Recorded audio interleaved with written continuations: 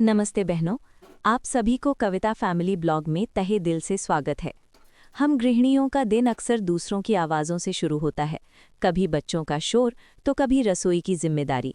लेकिन क्या आपने कभी सोचा है कि अगर दिन की शुरुआत खुद की आवाज़ से हो तो कैसा लगेगा? सच कहूँ तो पहले मुझे भी बहुत आलस आता था। बिस्तर छोड़ना दुनिया का सबसे मुश्किल काम लगता था। लेकिन जिस दिन मैंने सुबह 4 बजे उठना शुरू किया, मेरी दुनिया बदल गई।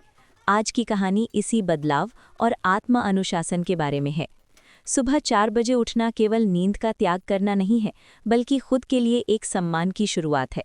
जब पूरा घर सो रहा होता है, तब वो सन्नाटा आपको खुद से मिलाता है। वो एक कप चाय जो आप बिना किसी जल्दबाजी के पीती हैं, वो 10 मिनट का योग जो आपके शरीर को ऊर्जा देता है। यही वो पल हैं जो हमें याद दिलाते हैं कि हम सिर्फ एक गृहिणी नहीं, एक व्यक्ति भी हैं। ये अनुशासन हमें मानसिक रूप से इतना मजबूत बना देता है कि दिन भर की बड़ी से बड़ी मुश्किल भी हमें थका नहीं पाती। एक गृहिणी के लिए वो समय जब पूरा घर सो रहा होता है किसी वरदान से कम नहीं होता। ये केवल सुबह जल्दी उठना नहीं है, बल्कि ये खुद को वापस पाने और मानसिक शांति अर्जित करने का समय है। यहाँ विस्तार से बताया गया है कि ये समय एक गृहिणी के लिए क्यों महत्वपूर्ण है और वो इसका उपयोग कैसे कर सकती है। 1. मानसिक शांति और मी टाइम। दिन भर एक गृहिणी का दिमाग क्या बनाना है, बच्चे की स्कूल ड्रेस कहाँ है, मेहमान आने वाले हैं, जैसे सैकड़ों विचारों से घिरा रहता है। मौन का आनंद। जब सब सो रहे होते हैं तब घर में एक सुकून भरा सन्नाटा होता है। ये सन्नाटा आपको खुद से जुड़ने का मौका देता है। निर्णय लेने की आज़ादी। इस समय आपको किसी की पसंद नापसंद का ख्याल नहीं रखना पड़ता। आप वही करती हैं जो आप करना चाहती हैं। 2. शारीरिक और मानसिक स्वास्थ्य। जल्दबाजी में नाश्ता बनाना और भागदौड़ करना तनाव पैदा करता है। खुद के लिए पहले उठना आपको एक बफर टाइम देता है। योग और ध्यान। बिना किसी रोक टोक के 15-20 मिनट का योग या प्राणायाम आपकी ऊर्जा स्तर को पूरे दिन के लिए बढ़ा देता है। टहलना। अगर संभव हो तो ताज़ी हवा में टहलना आपके मूड को बेहतर बनाने वाले एंडोर्फिन हार्मोन रिलीज करता है। 3. आत्मविकास और शौक, हॉबीज़। अक्सर घर की जिम्मेदारियों में हुनर कहीं दब जाता है। ये समय उसे निखारने का है। पढ़ना, अपनी पसंदीदा किताब या कोई नई भाषा सीखना, डायरी लिखना, जर्नलिंग, अपने विचारों और आभार, ग्रैटिट्यूड को लिखना मानसिक स्वास्थ्य के लिए बहुत प्रभावी है। चाय का लुत्फ उठाना। गर्म चाय या कॉफ़ी का प्याला बिना किसी जल्दबाजी के पीना एक छोटा लेकिन गहरा सुख है। 4. दिन की बेहतर योजना। जब आप शांति से दिन की शुरुआत करती हैं तो आप रिएक्टिव होने के बजाय प्रोएक्टिव होती हैं। आप पहले ही तय कर लेती हैं कि आज के मुख्य कार्य क्या हैं। जब परिवार जागता है तो आप चिड़चिड़ेपन के बजाय एक मुस्कान के साथ उनका स्वागत कर पाती हैं, क्योंकि आपकी अपनी बैटरी चार्ज हो चुकी होती है। एक विचार। एक खुशहाल और शांत गृहिणी ही एक खुशहाल घर की नींव होती है। खुद के लिए समय निकालना स्वार्थ नहीं, बल्कि परिवार के प्रति आपकी सबसे बड़ी सेवा है, क्योंकि आप उन्हें अपना एक बेहतर संस्करण दे रही हैं। ये कहानी है माया की, जो एक मध्यम वर्गीय परिवार की धुरी थी। माया का दिन सुबह 6 बजे अलार्म की कर्कश आवाज़ से नहीं, बल्कि मम्मी मेरा मोज़ा कहाँ है या जी चाय बनी क्या की शोर से शुरू होता था। वो रात को सबसे देर से सोती और सुबह सबसे पहले उठती, फिर भी उसे हमेशा लगता कि वो वक्त से पीछे भाग रही है। उसे लगता था कि उसका अपना वजूद कहीं खो गया है। वो बस एक मशीन बन गई थी जिसका काम दूसरों की ज़रूरतों को पूरा करना था। वो एक फैसला जिसने सब बदल दिया। एक रात थकी हारी माया ने आईने में खुद को देखा। आंखों के नीचे काले घेरे और चेहरे पर एक अजीब सी बेबसी थी। उसने तय किया कि वो सुबह 4 बजे उठेगी, काम के लिए नहीं बल्कि अपने लिए। सुबह की 4 बजे एक अलग ही दुनिया। अगली सुबह जब अलार्म बजा तो माया की हिम्मत जवाब दे रही थी, लेकिन वो उठी। उसने रसोई की लाइट नहीं जलाई, बल्कि बालकनी का दरवाज़ा खोला। बाहर सन्नाटा था, हल्की ठंडी हवा चल रही थी और आसमान में तारे अभी भी टिमटिमा रहे थे। पहला एहसास। सालों बाद माया ने पहली बार अपनी सांसों की आवाज़ सुनी। उसने चूल्हा नहीं जलाया, बल्कि चुपचाप बैठ गई। उस 4 बजे के सन्नाटे में उसे महसूस हुआ कि वो सिर्फ एक माँ, पत्नी या बहू नहीं, वो माया है। खुद को दिया गया सबसे बड़ा गिफ्ट। माया के लिए वो 1 घंटे 4 से 6 बजे किसी खजाने से कम नहीं थे। सुकून की चाय। उसने वो चाय पी जिसे उसे बीच में छोड़कर किसी का टिफ़िन पैक करने नहीं भागना पड़ा। उसने चाय की खुशबू को महसूस किया और हर घूंट का आनंद लिया। दबी हुई ख्वाहिशें। उसने अपनी पुरानी डायरी निकाली जो धूल खा रही थी। उसने लिखना शुरू किया, शब्द बहने लगे, उसका डर, उसकी खुशियां, उसके सपने, ईश्वर से संवाद। उस शांति में की गई प्रार्थना में एक अलग ही गहराई थी। उसे महसूस हुआ कि ब्रह्मांड की सारी सकारात्मक ऊर्जा उसके भीतर समा रही है।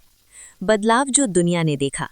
जब सुबह 6:30 पर घर के बाकी सदस्य जागे तो उन्हें एक बदली हुई माया मिली। पहले जो माया चिड़चिड़ी रहती थी, आज उसके चेहरे पर एक अजीब सी चमक और शांति थी, क्योंकि उसने सुबह के उन 2 घंटों में खुद को प्यार कर लिया था। अब उसके पास दूसरों को देने के लिए बहुत सारा धैर्य और मुस्कुराहट थी। कहानी का सार। माया को समझ आ गया कि सुबह 4 बजे उठना नींद की कुर्बानी देना नहीं है, बल्कि अपनी आत्मा को फिर से जीवित करना है। वो समय उसके लिए एक गिफ्ट था, जिसने उसे याद दिलाया कि वो भी महत्वपूर्ण है। जब आप खुद के लिए उठती हैं तो आप सिर्फ जागती नहीं, आप अपने लिए जी उठती हैं। ये बात बिल्कुल सच है। सुबह 4 बजे का समय वो जादुई पल होता है जब दुनिया सो रही होती है और एक औरत अपनी पहचान से दोबारा मिलती है। जब एक औरत सुबह 4 बजे उठना शुरू करती है तो वो केवल समय नहीं बचाती, बल्कि वो खुद को फिर से हासिल करती है। मैं की वापसी। दिन भर वो माँ, पत्नी, बहू या ऑफिस कर्मी होती है। हर कोई उससे कुछ ना कुछ मांग रहा होता है, लेकिन सुबह 4 बजे वो सिर्फ वो खुद होती है। उस समय उसे किसी को सफाई नहीं देनी होती, ना ही किसी की सेवा करनी होती है। वो सन्नाटा उसे याद दिलाता है कि उसका अपना भी एक अस्तित्व है। मानसिक स्पष्टता। सुबह की शांति में दिमाग के विचार शांत हो जाते हैं। जो औरत इस समय उठती है वो अपने जीवन के फैसले बेहतर ले पाती है। वो केवल परिस्थितियों के अनुसार प्रतिक्रिया नहीं करती, बल्कि अपने दिन को अपनी शर्तों पर जीने की योजना बनाती है। आत्मसम्मान का उपहार। जब वो अपनी नींद का त्याग करके खुद के लिए समय निकालती है तो अवचेतन मन को ये संदेश जाता है कि मैं महत्वपूर्ण हूँ। ये अनुशासन उसके आत्मविश्वास को बढ़ाता है। उसे महसूस होता है कि उसके जीवन का नियंत्रण उसके अपने हाथों में है। ऊर्जा का संचय।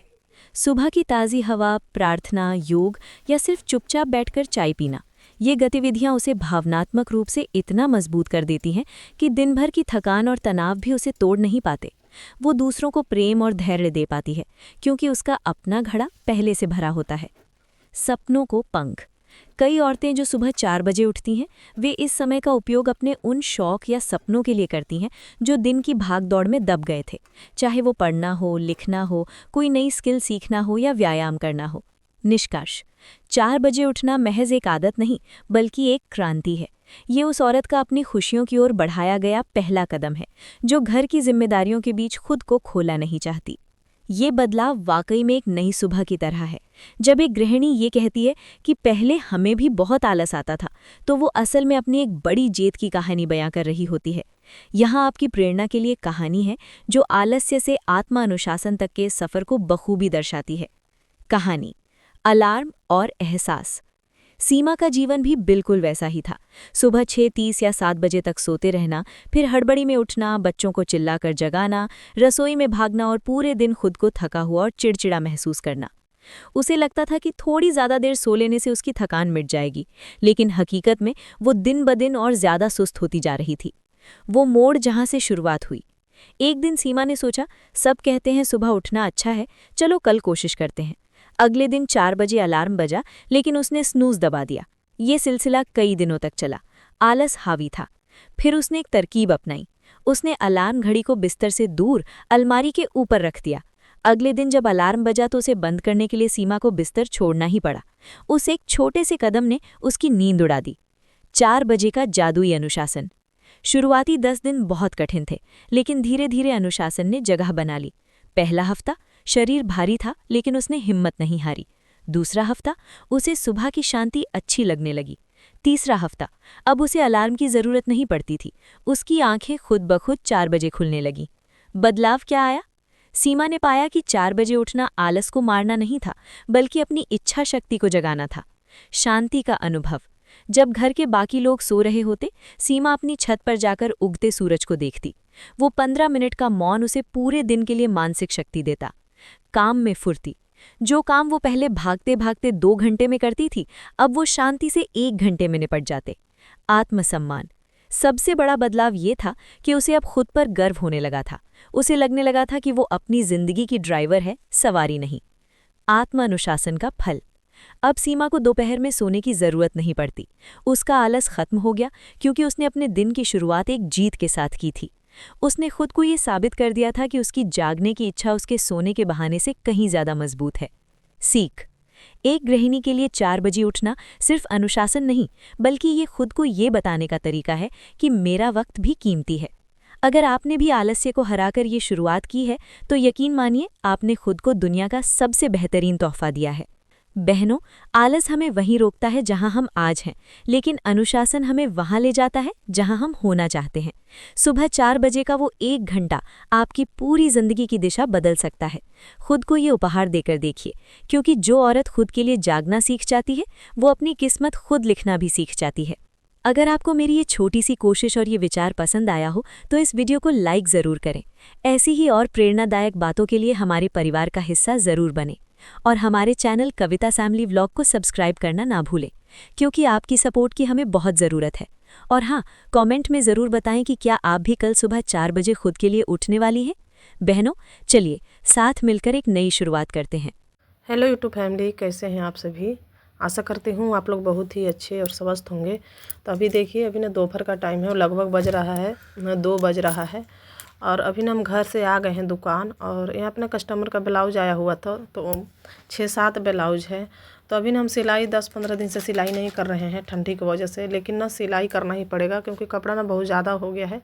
तो थोड़ा थोड़ा करके सिलना ही पड़ेगा, क्योंकि दिन का तो हमको टाइम मिलता नहीं है, रात को ही सिलते हैं। तो इसीलिए अभी हम दुकान में ही इसको देखिए काट लेते हैं।